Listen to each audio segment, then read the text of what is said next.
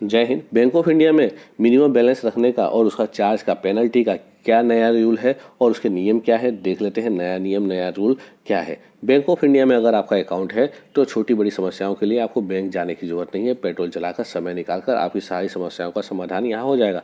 जरूर मेरे वीडियो बनाए हुए बहुत सारे वीडियो है, आप जरूर देखिए, बहुत ही मजा आएगा। बहुत ही मजा आएगा। चैनल को सब्सक्राइब करना, घंटी वाला बटन जरूर दबाना।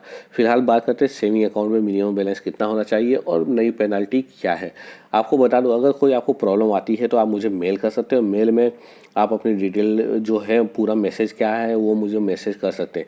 किसी भी तरह का कोई मैसेज आया आप मुझे मेल कर सकते हैं। आपकी समस्याओं के साथ साथ बाकी जो अकाउंट होल्डर है उनकी भी समस्याओं का समाधान हो जाएगा। चलिए आगे बढ़ते हैं।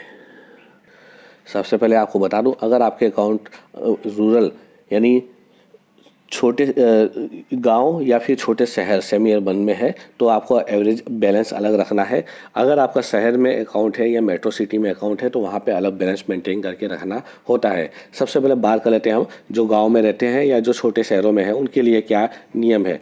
तो उनको रखना है 500 रुपया, 3 महीने में 500 रुपया बैलेंस रखना है हर क्वार्टर में। यानी एवरेज बैलेंस उनका डेली के हिसाब से 500 रुपया होना चाहिए। 3 महीने का 500 रुपया यानी डेली के हिसाब से भी अगर 500 हो जाता है तब भी कोई प्रॉब्लम नहीं है। मान लो किसी महीने आपका 5 रुपया अकाउंट में जमा है तो अगले दिन 5,000 6,000 या ज़्यादा रुपया रख दो, जिससे कि आपका एवरेज क्वार्टरली बैलेंस 500 रुपये के हिसाब से हो जाए। समझ गए ना। अगर इतना नहीं होता है तो चार्ज कितना लगता है, तो 100 रुपया प्लस जीएसटी, 100 रुपया प्लस 18 रुपया यानी 118 रुपया जीएसटी कटेगा। लेकिन उसके लिए भी अलग अलग मापदंड है। मान लो आपके अकाउंट में 250 रुपया है, मिनिमम बैलेंस तो है ही, लेकिन अगर 250 रुपये से 499 रुपये के बीच में है एवरेज बैलेंस तो आपका 118 नहीं कटेगा, तो आपका कटेगा 59 रुपीज़। मतलब 100 रुपये का 50 रुपये 50% यानी 50 रुपये प्लस जीएसटी 9% यानी 59 रुपीज़ कटेगा। अगर आपके अकाउंट में 100 रुपये से लेकर 249 रुपये तक का एवरेज क्वार्टरली बैलेंस है तो 80% कटेगा। 100 का 80% यानी 80 गुणा 18% यानी करीब करीब 95-97% 96-7 के रुपये आपके अकाउंट से कटेंगे। अगर आपका 100 रुपये से कम एवरेज बैलेंस है तो आपको अकाउंट से 100% अमाउंट कटेगा यानी 118 रुपये आपके अकाउंट से कटेंगे। ध्यान रखना है। ये तो छोटे शहर हुए या गाँव वाले हुए उनके लिए था। लेकिन अगर आपका बड़े शहर में है या मेट्रो शहर में है तो एवरेज क्वार्टरली बैलेंस कितना रखना है, तो एवरेज क्वार्टरली बैलेंस आपको 1000 रुपया रखना है। नहीं तो आपके अकाउंट से चार्ज कटेगा 200 रुपया पर क्वार्टर में।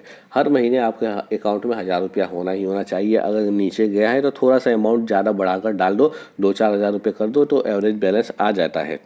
लेकिन अगर नहीं है 1000 रुपये तो कितना कटेगा। अगर मान लो 250 रुपये से कम का आपका एवरेज क्वार्टरली बैलेंस निकलता है तो 100% कटेगा यानी 200 रुपया प्लस जीएसटी 18% है यानी 236 रुपया हुआ तो 236 रुपया कटेगा। अगर आपके अकाउंट में 250 रुपये से 499 के बीच में अमाउंट है तो 80% कटेगा। 200 रुपये का 80% हुआ 160 प्लस जीएसटी यानी 177 रुपये के आसपास कटेगा। यदि आपके अकाउंट में 500 रुपये से 599 के बीच में है तो 50% कटेगा यानी 200 का 50% हुआ 100 रुपया प्लस जीएसटी 18 रुपया यानी 118 रुपया कटेगा आपके अकाउंट से। तो इतना मेंटेन करके रखना है बैलेंस, नहीं तो चार्ज जरूर कटेगा। इसके अलावा कोई और समस्या हो मुझे मेल कर सकते हो। फिलहाल इतना ही। जय हिंद।